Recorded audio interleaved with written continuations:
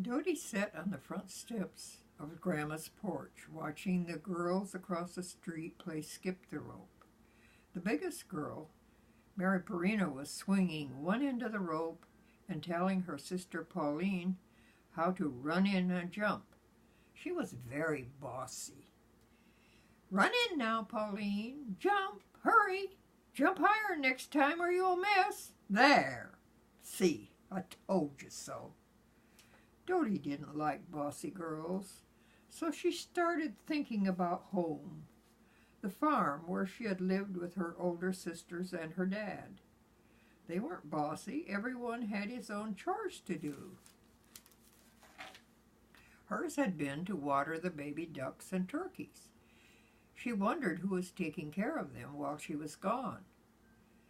She remembered the time when her mother was still alive that her older sister Doris had been sent to the hen house to get a fresh egg so that Mama could bake a cake. Doddie was only 5 then, but she wanted to help, and she knew there were eggs closer than the hen house. So she ran out to the little brooder house where the young chickens were kept.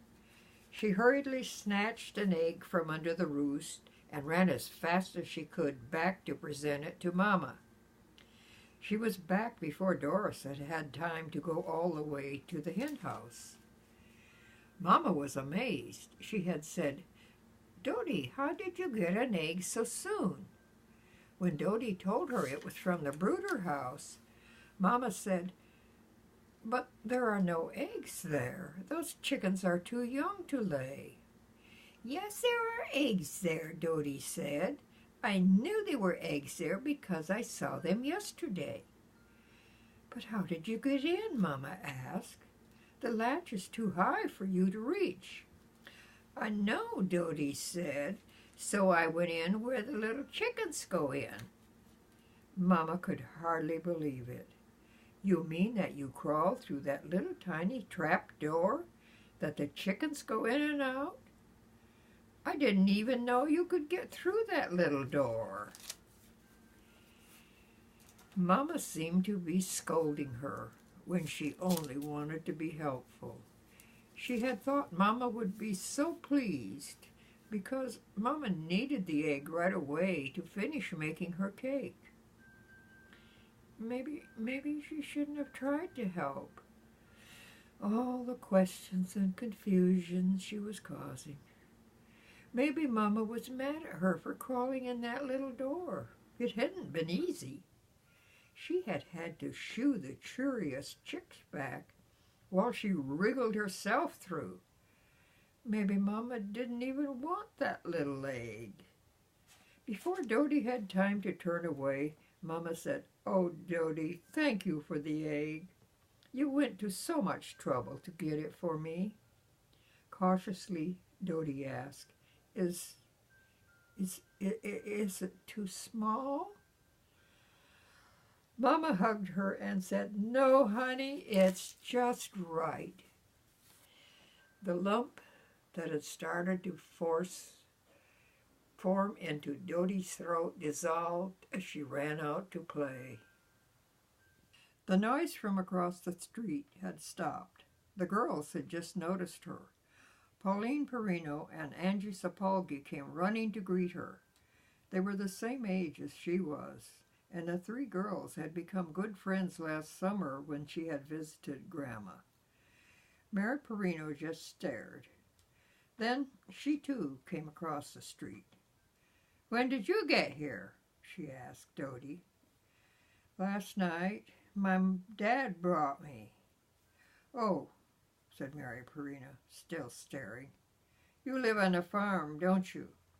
Doddie told her that she did.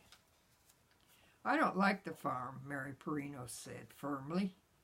"I went to one once, but there was nothing to do and everything smelled funny. I would rather live in the city. I think living in the city is better than living on a farm." Doddie didn't know what to say. Mary Perino was always so positive and about everything. Well, maybe Mary Perino was right. Doddie liked the farm. She liked to go out in the warm cow barn in the winter at milking time when the cows were contentedly chewing their cuds and the milk was making slip, slip noises as it squirted into the bucket. The cows and the hay and the warm milk all together did have a smell. To Doddie it smelled just the way it should. But maybe Mary Perino was right. Maybe it did smell funny. Mary Perino just stared at her and Doddie looked down. She wasn't sure what to say. Finally she said, "I guess I better go in and see if Grandma wants me." The next day, Doddie decided to walk up to the corner to look around. When she got to the corner, she wondered what was on the next street, so she kept on walking. Suddenly, a furry little white dog dashed out from behind a hedge and started barking furiously at her.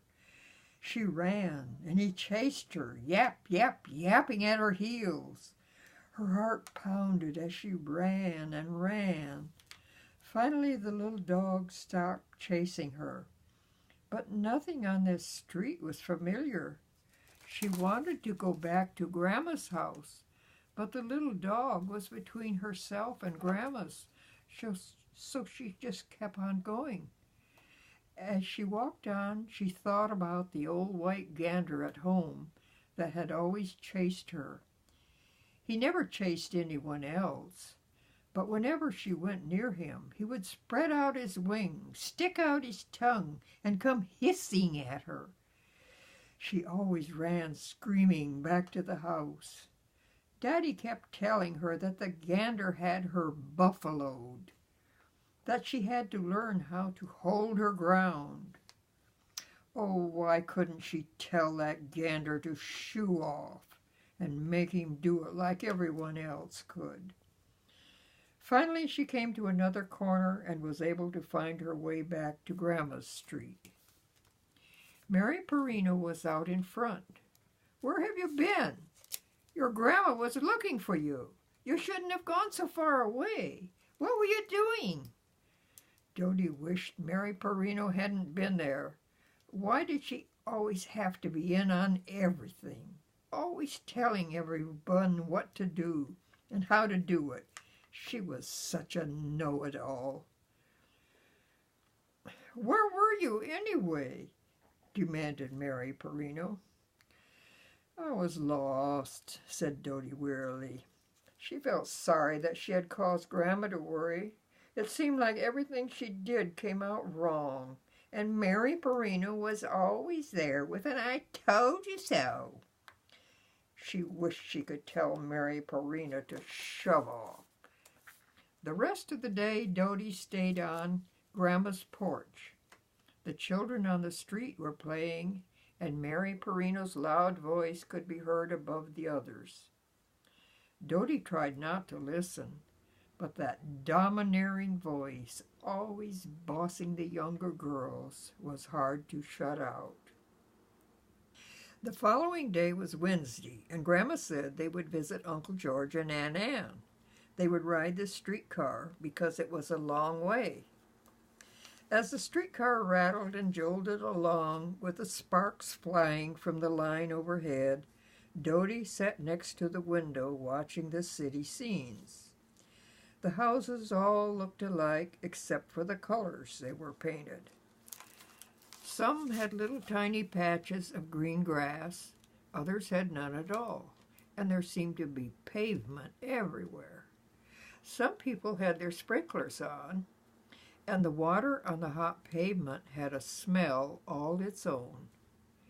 Now they went past stores with people walking on the sidewalks and lots of cars, trucks, and buses on the street, all making noises. The people on the sidewalk all seemed so busy and serious. No one was smiling. Grandma's voice broke into her thoughts and said, "Come on, Doddie, we have to transfer to another streetcar." Before they left, the conductor punched their tickets for the transfer. Grandma squeezed Doddie's little hand so tightly when they crossed the busy street that it was numb when they reached the other side. Doddie looked at that ceiling. She thought about all the things there were to do on a farm. In the summer, there were chicks and baby ducks to look after. There were cows to fetch from the field in the evening. There were apple trees to climb and fresh green grass to run through and to roll in. And you didn't have to go out to the end of the streetcar line to smell the fragrance of fresh air and sweet clover. It was all around. As they rode the other streetcar out past the factory district, Doddie noticed the long rows of sooty factory windows and the tall chimneys filling the air with sooty smoke. Soon they had passed all the stores and factories, and things looked a little brighter. They were getting near the outskirts of the city. There was a scattering of little houses with small fenced yards among vacant lots. All at once, Doddie felt very peculiar. At first, she didn't know what caused it. Then she saw it. It was right beside the streetcar tracks. It was tall plants with little white flowers, and the odor that came into the open window was a very familiar one to Doddie, but one so unexpected here in the city. That was what made her feel so peculiar. The plants were sweet clover, just like back home. Sweet clover with its sweet smell and deep roots. Oh, it smelled so good.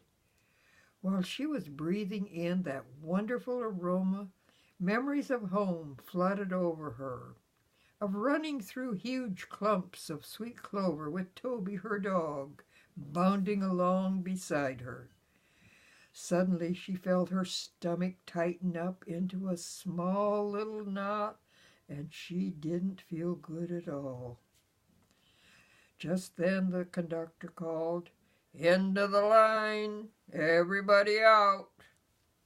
Doddie was very quiet all afternoon at Uncle George's, but no one seemed to notice because the grown-ups were busy visiting. When they got home, Doddie didn't want any supper. The next day, she wasn't hungry either, and Grandma kept looking at her and saying things like, "Don't you feel well? Are you sick? Do you have a stomach ache?" Doddie just shook her head. By this time, she had figured out what was bothering her, but she couldn't tell Grandma. She couldn't admit to Grandma that a big 8-year-old girl was homesick. Besides, Grandma would probably think her silly to get homesick over sweet clover. So she just lay on the sofa and stared at the ceiling.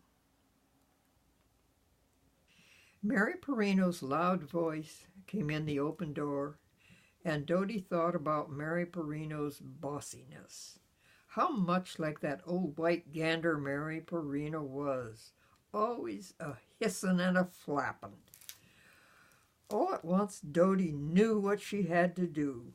She jumped up off the sofa and out of the door. She marched across the street and right up to Mary Perino. She looked up at her and said, "Mary Perino, people are different. Everyone has to do what is right for herself.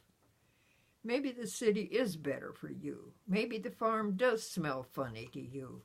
But I think it's the best place in the whole world, and it's where I belong." Mary Perino was so surprised that for once she was speechless. As Doddie looked at Mary Perino standing there with her mouth gaping open, she realized that it didn't matter after all which was better, the city or the farm. What had really bothered her was that she had been letting Mary Perino buffalo her. just like she had always let that old white gander buffalo her. Daddy had said, "You have to hold your ground." Well, she had marched right up to Mary Perino and let her know how she felt, and it worked. Boy, she could hardly wait to get home and try it on that old gander.